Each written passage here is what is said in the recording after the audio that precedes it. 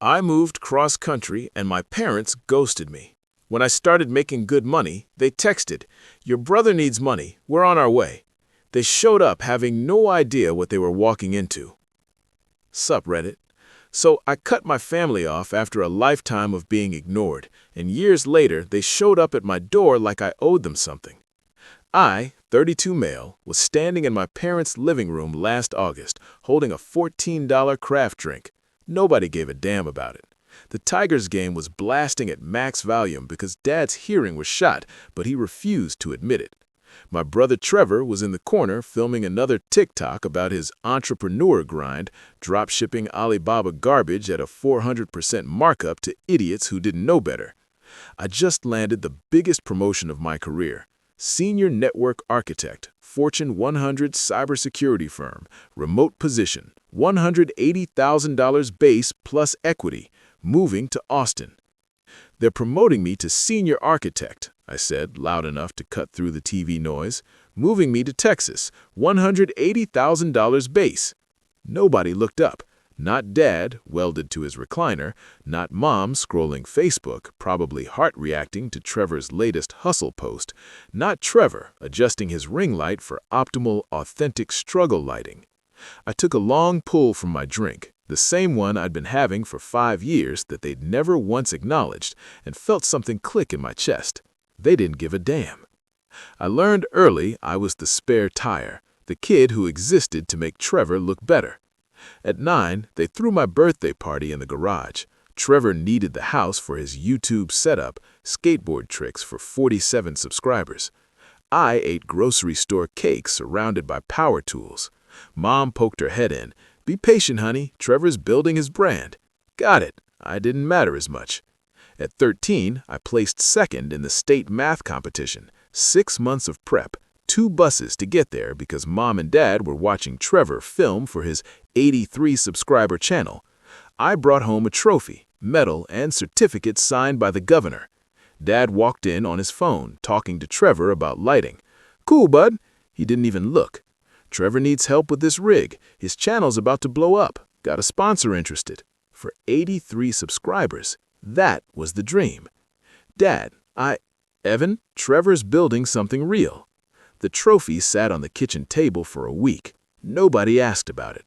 I moved it to my room myself. I became the family fix-it guy. Router, laptop, Trevor's entire drop-shipping site, 3 weeks of coding while he partied.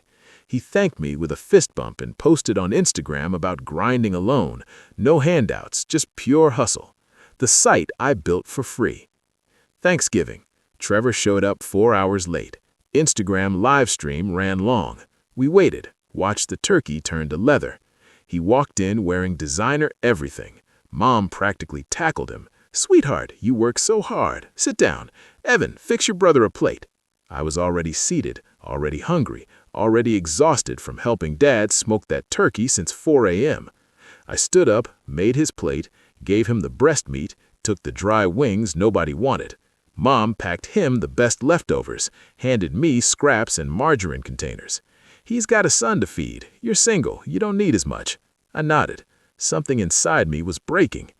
When I landed the architect role, I booked Giorgio's, the expensive Italian place, invited everyone 3 weeks ahead, confirmed twice.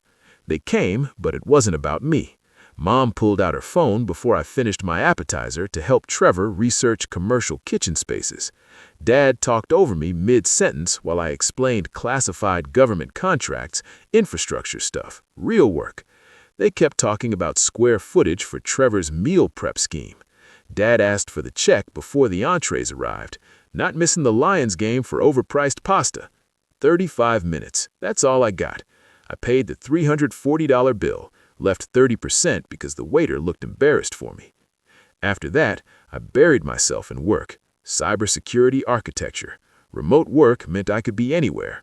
The day I accepted the Austin offer, I felt something I hadn't felt in years: control. Then came that Saturday in August, Michigan heat, house smelling like old carpet and desperation, Mom chasing Trevor's kid while Trevor filmed another entrepreneur TikTok, Dad half watching baseball. I opened my drink and said it clearly: They promoted me to senior architect, moving to Austin, $180,000 base plus equity. The TV announcers screamed about a strikeout. Nobody looked up. I stood there, condensation dripping onto my hand.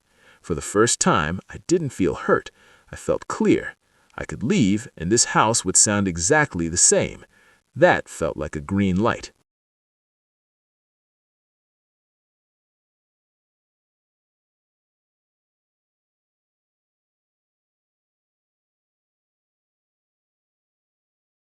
Five weeks later, my life was packed into a 16-footer.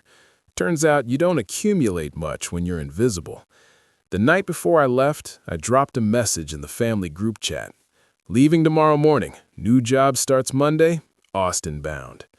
Blue receipts showed they'd seen it. Mom, Dad, Trevor. By morning, nothing. I pulled out at 5:15 a.m., loaded the truck myself. Dad's back was acting up. Mom had errands. Trevor didn't even acknowledge my text about the furniture I was leaving behind. Halfway through Tennessee, Mom's text came through. "We need you home this weekend. Trevor's moving inventory to a new warehouse. Heavy lifting." Like I'd driven to Home Depot instead of moving 1,200 miles away. I deleted it, blocked the family group chat, kept driving. My apartment was downtown Austin.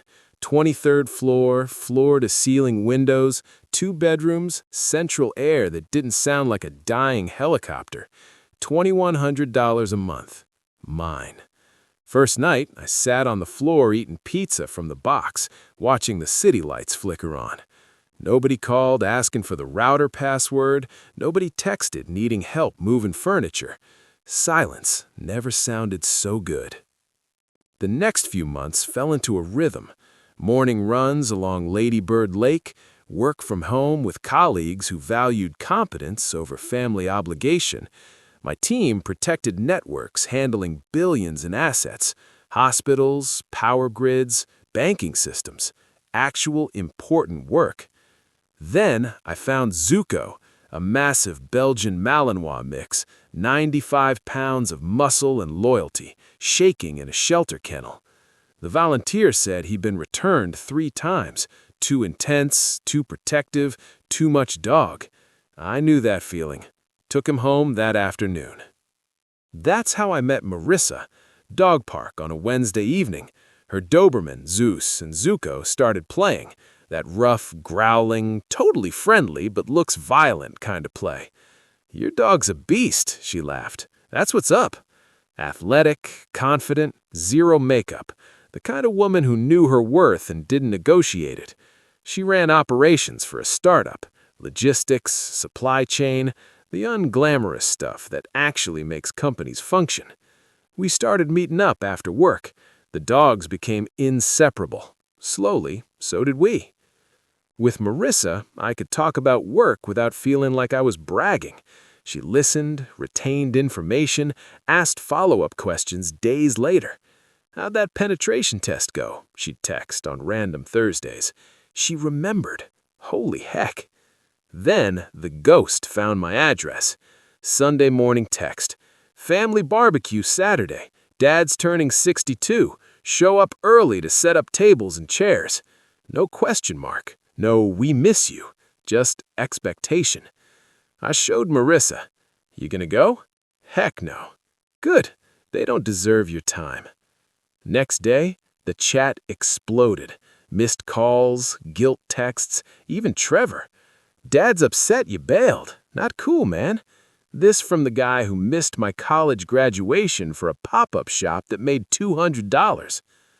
3 years burned past. More promotions, hit $210,000, new friends who actually gave a damn. My apartment became home. Zuko claimed his spot on the couch. Marissa's running shoes lived by my door. I thought the past had finally stopped looking for me. Then my cousin Tanner crashed on my couch for 2 nights. Last morning, light hitting my place perfectly. Exposed brick, leather furniture, mounted TV, weight setup. Zuko sprawled on his dog bed. Tanner pulled out his phone. "Dude, this setup is sick. Can I post it?" Go ahead." He snapped the photo, added a caption, "At my cousin Evan's spot in Austin, man built something worth respecting." Posted it to Instagram. I barely looked at it. Didn't realize that single post, 412 likes in 3 hours, would blow up every boundary I'd built. By next morning, my phone was drowning in notifications from relatives I hadn't heard from in years. People asking what I was making now. Others wanting to know if I bought or rented. That furniture looks expensive. Cousins I barely knew commenting with fire emojis and killing it. Then Mom commented, "So proud of our Evan. Always knew he'd succeed. We raised him to be independent and driven." Her words tasted like gasoline. Where was her pride during the math competition, the promotion? By morning, 6 missed calls from Mom, 3 from Dad, 2 from Trevor. Dad's voicemail was literally 8 seconds. "Call your mother back. Family business." I didn't call back until Saturday afternoon. Let them stew. When Mom answered, her voice had that forced cheerfulness. "Oh, sweetheart, finally! We were thinking about visiting." "No," I said simply. Silence. She wasn't expecting that. "Excuse me?" I said, "No, you're not visiting. I moved 1,200 miles away for a reason. You want to talk? We can do it over the phone." "Evan, we're your family." Family that ignored me for 3 years until Tanner posted my apartment online. So no, you're not coming to Austin. "We already booked the flights," she said, voice going cold. "Saturday morning, all 4 of us." My jaw clenched. "Then cancel them. I'm not hosting you." "It's non-refundable," she said, like that was my problem. "We'll be there at 11. We can talk then."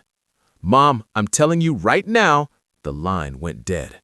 I stared at my phone, rage building. She'd booked flights without asking, and now she was acting like my refusal didn't matter. Marissa looked up from her laptop. "What happened?" "They booked flights to Austin. I told them not to come." She hung up on me. "So don't let them in," she said simply. "That's the plan." But I knew my family. They didn't take no for an answer. They'd show up anyway and make a scene until I caved. Not this time. Saturday came. I was ready. Doorbell rang at 11:20 a.m., late even when forcing themselves on me. I looked through the peephole. All 4 of them. Mom holding a Starbucks bag like a peace offering, Dad with cheap sodas, Trevor with Hudson, looking tired and confused. I opened the door but kept my body in the doorway, blocking entry. "I told you not to come," I said flatly. Mom's smile faltered. "We flew all this way." "Without my permission. That's not my problem." "Evan, we're family," Dad said, trying to push past me. I didn't budge. "Family that ignored me for 3 years. You're not coming in." Trevor stepped forward, voice aggressive. "Bro, we flew here. Stop being a jerk and let us in." "Or what?" I asked, voice cold. "You'll force your way into my home?" Mom's eyes went wide, playing victim. "We just want to see you." "You want something, and seeing me is the price of admission. I'm not interested." Hudson tugged on Trevor's sleeve, looking scared. The kid didn't deserve this, but I wasn't responsible for his parents' choices. Marissa's voice cracked. "Please, sweetheart, we came all this way. Just let us in for a few minutes." I looked at them all of them standing in my hallway with luggage, with expectations, with the same entitlement they'd always had. Part of me wanted to slam the door, but I knew they wouldn't leave. They'd camp out in the hallway, make a scene, bother my neighbors. Fine. They wanted in? They'd get exactly 2 hours. Then they're gone. 2 hours, I said. You get 2 hours, then you leave. Understood? Mom brightened immediately. Of course, sweetie. I mean it. 2 hours, not negotiable. I stepped aside. They practically rushed in, taking over my space like locusts. Mom swept past, wearing too much perfume, already scanning my apartment like an appraiser, running her fingers over my furniture, checking price tags in her mind. "Oh, sweetheart, look at you," she said, but her eyes were calculating square footage and rental costs. "This is lovely, very upscale. What's the rent on a place like this?" Translation, how much money do you have? Dad followed with cheap sodas, the cheapest stuff possible. I'd been drinking quality drinks for years he'd never once remembered. "Brought drinks for the game," he said, already looking for my TV, treating my home like his personal sports bar. Trevor came in last, phone out, definitely taking video for his Instagram story. "Yo, nice place. What's the square footage? Like 1,400? Downtown Austin, this has to be 2,600 a month minimum. Or did you buy? Because if you bought—" "Don't," I cut him off, voice sharp. "You're here for 2 hours. Don't spend it calculating my net worth." His smile faltered. Hudson immediately ran inside without being invited, started touching everything, grabbed at my TV remote, jumped on my couch. Zuko retreated to the bedroom, tail low. I checked my watch, started the timer. We moved to the living room.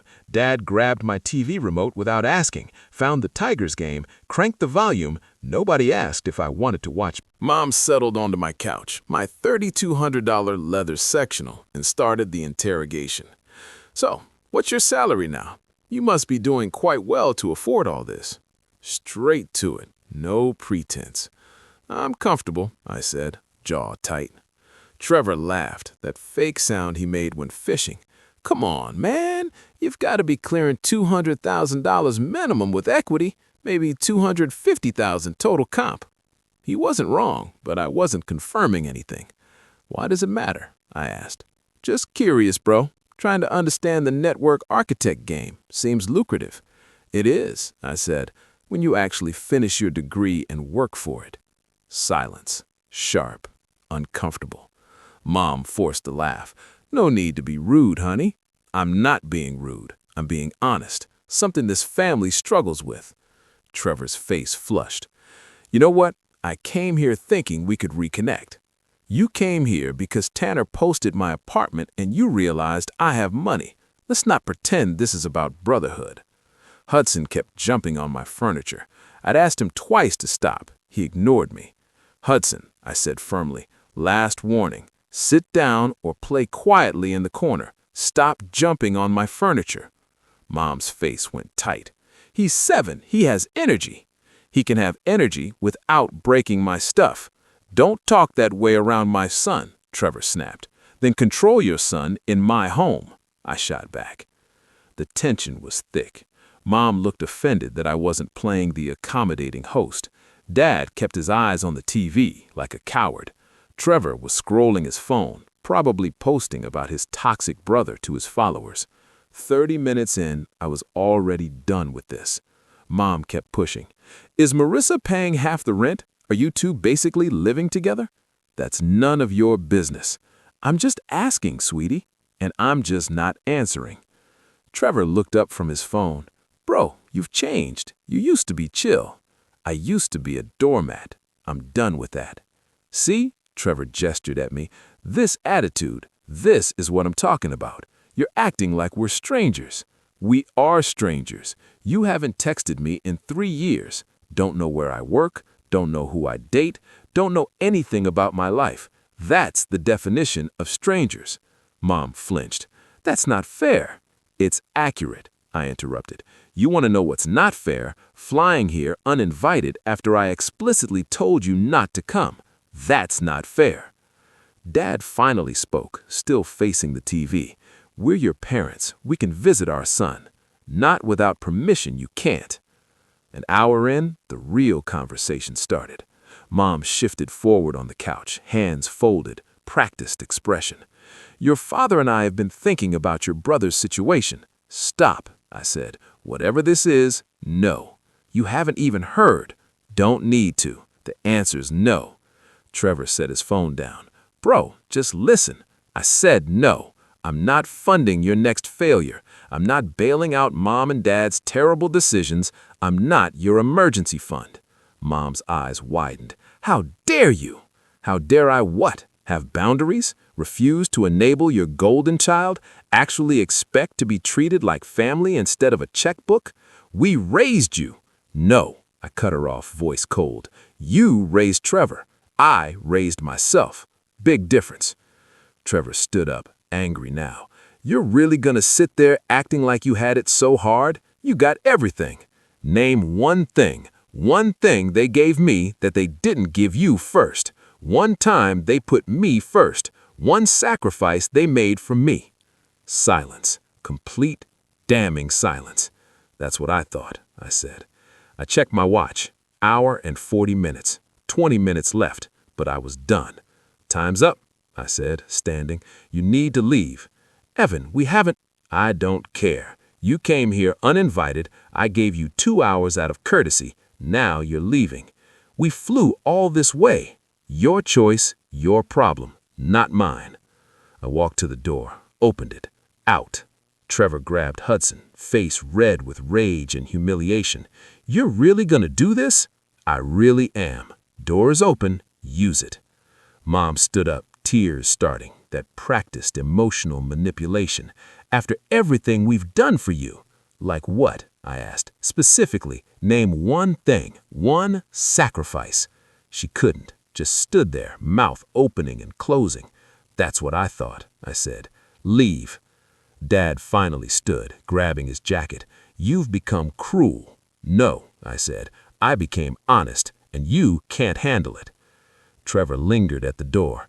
We came here to ask for your help. I know, I said. That's why you came. That's... Trevor's in trouble, Mom blurted out. Real trouble. He owes money. Not my problem, I said simply. He's an adult. He made choices. He can face consequences. He could lose everything. Good, I said. Maybe he'll learn something. Trevor's face went pale. You're really going to let me fail? I'm going to let you experience reality, I corrected. Something Mom and Dad never did. Consider it a gift. This is messed up. No, I cut him off. What's messed up is showing up uninvited, treating my home like an ATM, and expecting me to fund your delusions. What's messed up is 3 years of silence followed by demands for money. What's messed up is using a 7-year-old as emotional leverage. Hudson was crying now, confused and scared. Trevor, I said, voice dropping, take your son and leave. Don't contact me again unless you're ready to actually apologize. Not the kind where you're sorry I'm upset, the kind where you're sorry for what you did. He grabbed Hudson and walked out. Mom tried one more time. Evan, please. Out, I said, now. She looked at Dad. He shook his head, already halfway to the elevator. They left. I closed the door, locked it, leaned against it. Zuko came out from the bedroom, tail wagging, clearly relieved. My phone buzzed. Marissa, how'd it go? I typed back exactly how I planned, gave him 2 hours, kicked him out when they asked for money. Her reply, proud of you. Want company tonight? I smiled. Yeah, bring Zeus. Dogs can celebrate too. I looked around my apartment. Mine. Actually, mine. No guilt, no obligation, no performance. Just boundaries, and I'd never felt better. I thought kicking them out would be the end of it. Thought they'd fly back to Michigan, lick their wounds, and maybe learn something. I was wrong. Sunday morning, 9:47 a.m. Doorbell rang again. I looked through the peephole. All 3 of them again. Same desperate expressions, Hudson looking exhausted. I didn't open the door. Evan, Mom's voice, muffled through the door. We know you're in there. We need to talk. I stayed silent, waited. Evan, please. We flew all this way. We're staying in Austin until we work this out. My blood went cold. Staying in Austin? Open the door, Dad's voice, gruff, demanding. I pulled out my phone, texted, you need to leave. I told you yesterday. Not interested in whatever you're selling. Marissa's phone buzzed, watched through the peephole as she read it. We're not leaving until you hear us out, she called through the door. Trevor banged on it. Bro, stop being a coward. Open the door. I called building security instead. Yeah, I've got people harassing me in my hallway. They won't leave. Can you send someone up? 5 minutes later, a security guard arrived. Professional guy who'd seen this before.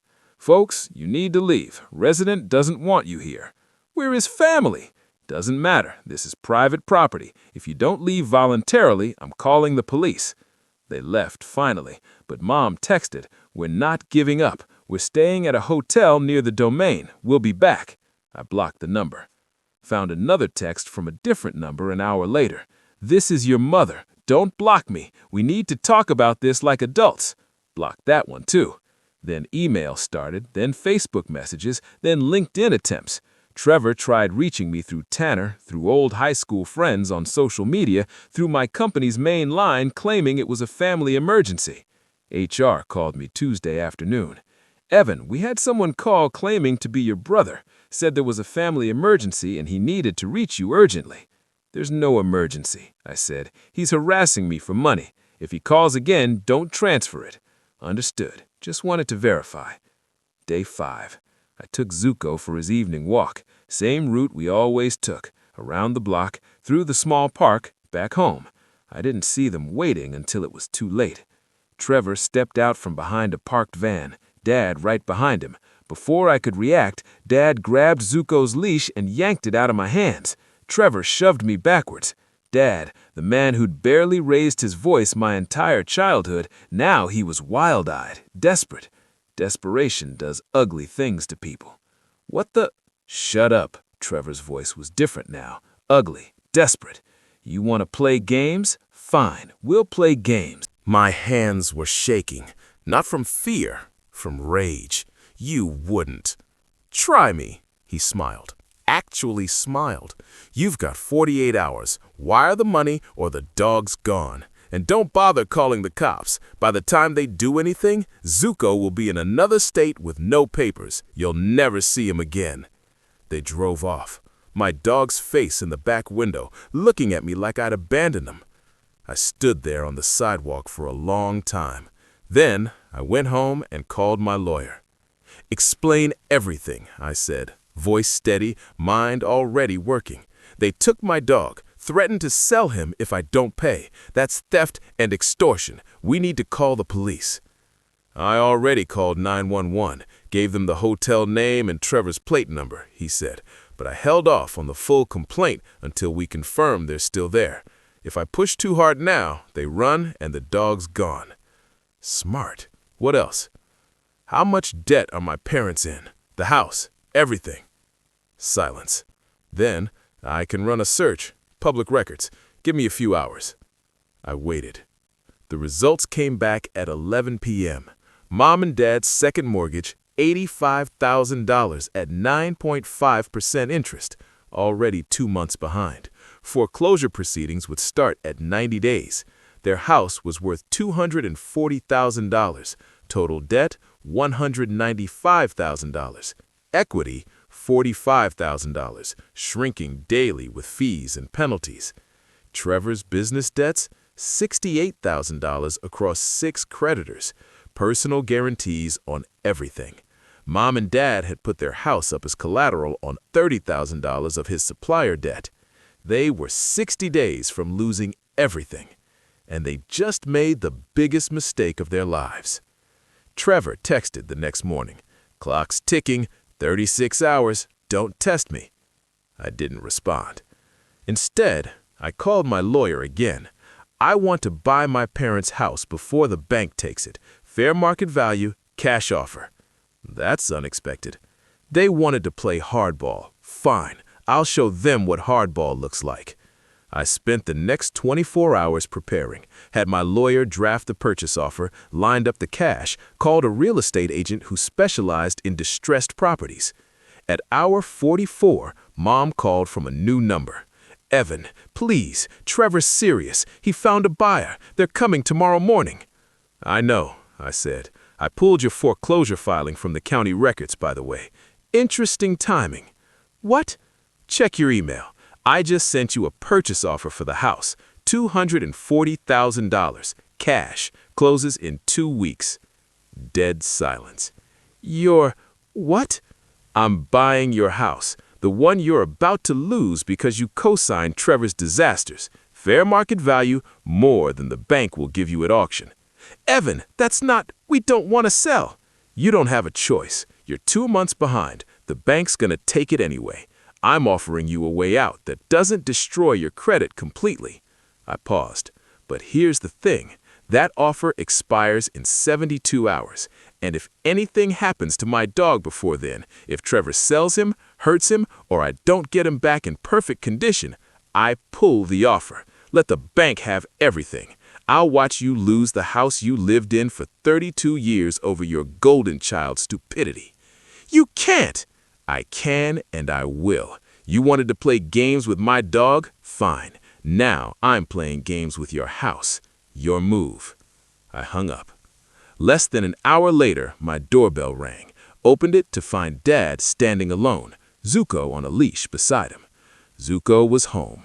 That was non-negotiable. Dad looked broken, couldn't meet my eyes, just handed me the leash and walked away without saying a word. Zuko jumped on me, tail wagging, licking my face. I held him for a long time. Then I went inside and forwarded the purchase agreement to my lawyer. They'll sign, make sure it's airtight. Because here's what they didn't understand. I wasn't buying their house to save them. I was buying it so they couldn't keep using it against me. The purchase went through exactly as planned. Mom and Dad tried to negotiate, tried to add conditions, wanted to stay as renters at below market rates, wanted me to forgive the debt, wanted me to be reasonable. I wasn't interested in reasonable. Fair market rent is $1,900, I told my lawyer. That's the number. They can pay it or they can leave. Their choice. They're claiming financial hardship, asking for $800. Then they can find somewhere else to live for $800, not my property. They signed, had no choice. Bank was already circling. The day the sale closed, I got a text from Trevor.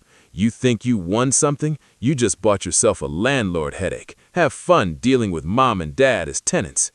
I smiled at that, because he didn't know the rest of the plan.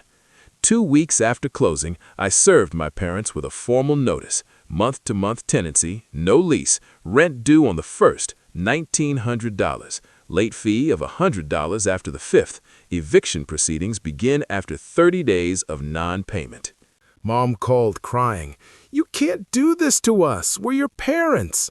You took my dog, I said, threatened to sell him, used him as a bargaining chip for money. You think I forgot that? That was Trevor's idea. And you went along with it. Dad grabbed the leash. You knew what was happening. You made your choice. Evan, please, we can't afford $1,900. Your father's only working part-time. I'm doing odd jobs. We're barely surviving. Should have thought about that before you bet everything on Trevor. We're your parents. You're my tenants, I said. Big difference. And if you can't pay, you've got 30 days to figure something out. The first month they paid, scraped it together somehow. Second month they were late. I filed the late fee. Third month they couldn't make it. Trevor had moved in with them. All 4 of them in that house now, including Hudson. Mom begged for an extension. I gave them 10 days. Then I started eviction proceedings. My lawyer handled everything. Clean, professional, by the book. Meanwhile, Trevor's creditors closed in. Without the house as collateral anymore, it was mine now. They had nothing to secure the debt against. Judgments piled up. Wage garnishment hit whatever he was making at his warehouse job. His BMW got repossessed from my parents' driveway at 6 a.m. on a Tuesday. I watched the repo truck drive away from the property management app on my phone. There's a camera on the front porch now. The eviction notice got served on day 45. Mom showed up at my building that night. Security called me. There's a woman in the lobby. Says she's your mother. She's crying. Sir, tell her I'm not available. She says she'll wait. Then call the police after an hour if she won't leave. I watched the security feed from my laptop, watched her sit in that lobby for 3 hours, dabbing her eyes, looking at her phone, hoping I'd come down. I didn't. Eventually, she left.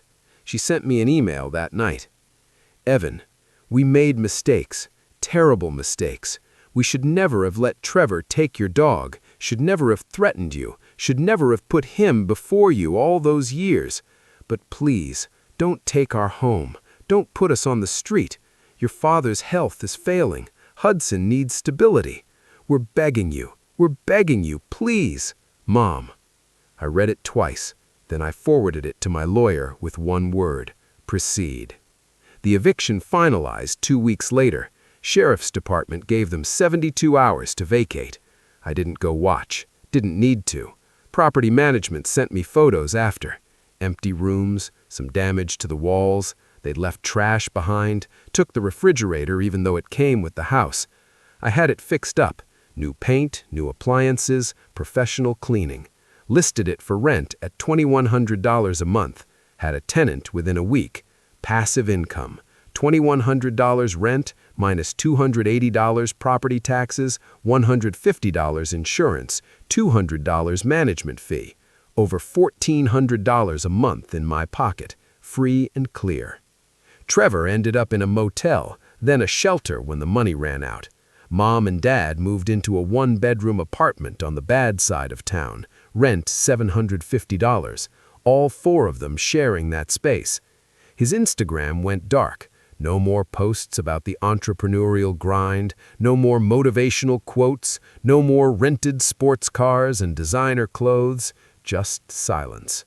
I should have felt bad. I didn't.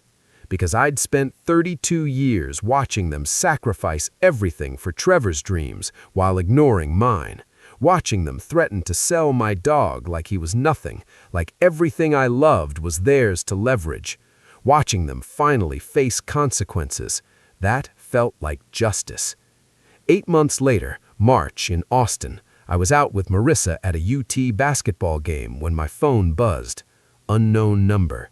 "This is Trevor. Can we talk, please? I'm begging." I showed Marissa. She raised an eyebrow. Begging now, apparently. "You're going to meet him?" I thought about it. Part of me wanted to ignore it completely, but another part, the part that remembered my dog's face in that car window, wanted to see what rock bottom looked like on him. "Yeah," I said, "I want to see this." We met at a coffee shop downtown, neutral ground, public. He looked destroyed, gaunt, clothes that didn't fit right, shoes falling apart, hands shaking when he sat down. "I'm not here for money," he started. "Good, because you're not getting any." I know I'm not." He couldn't look at me. I needed you to see what I've become, what we've all become." I sipped my coffee, said nothing. Hudson's living with his mom full-time now. I lost custody because I couldn't provide stable housing. I see him twice a month, supervised visits at a facility that smells like bleach. His voice cracked. He asked me why Grandma and Grandpa live in such a small apartment. I didn't know what to say. I still said nothing. Dad had a heart attack last month. Minor one, but they can't afford the follow-up care. Mom's working 2 jobs at 63 years old. They eat ramen for dinner most nights. He finally looked up at me, eyes red, face wet. "And I did this. I did all of this." "Yes," I said, "you did." "The dog thing." He shook his head. "That was the worst moment of my life. Not when they arrested me, not when I lost everything. The worst moment was watching you on that sidewalk as we drove away with Zuko. The look on your face, I'll never forget it." "Neither will I." "I'm sorry." The words came out broken. "I'm so sorry for everything. For 30 years of taking and never giving back.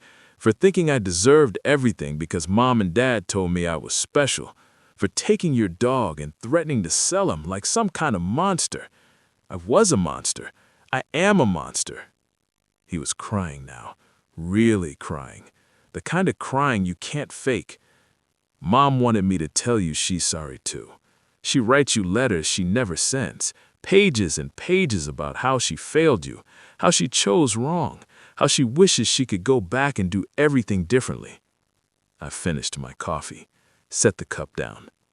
Dad too. He can't say it because he's too proud, but I hear him at night sometimes talking to himself, saying your name, saying he's sorry. Trevor wiped his face, looked at me with something like hope. "Is there any chance at all we could, I don't know, start over? Not money, not the house, just maybe a phone call sometimes. Maybe you could meet Hudson again. He still asks about Uncle Evan, still has that toy car you gave him when he was 4. I looked at him for a long time, thought about everything. 32 years of being invisible, 32 years of achievements that were never good enough. Zuko shaking in my arms after I got him back, Mom crying in my lobby while I watched on the security feed. Then I stood up. No. His face crumbled. Evan, please. You asked if we could start over. The answer is no. There's nothing to start over. There was never anything real to begin with. I was an ATM to you, a backup plan, a resource to exploit when the favorite son ran out of options. That's not...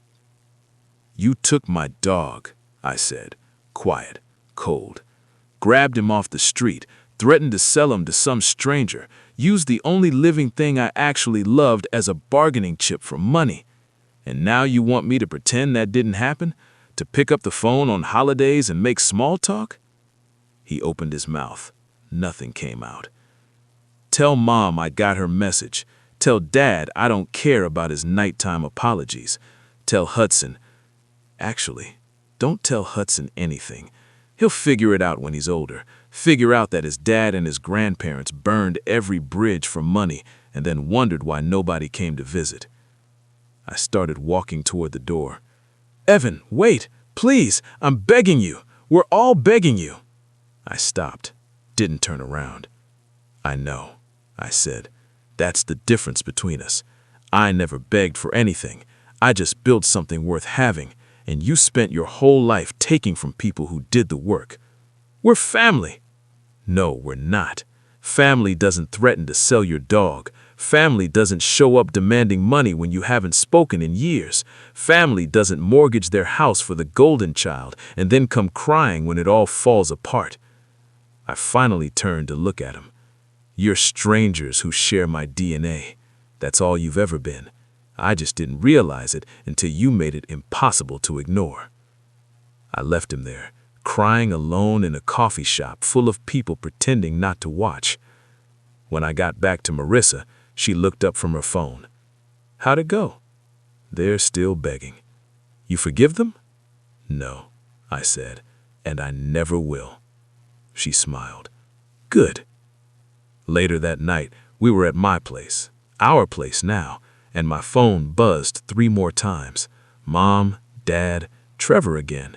Different numbers, same desperate messages.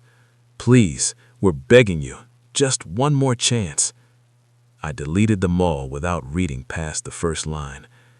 Zuko jumped up on the couch, laid his massive head on my lap like he knew, like he remembered that week away from home.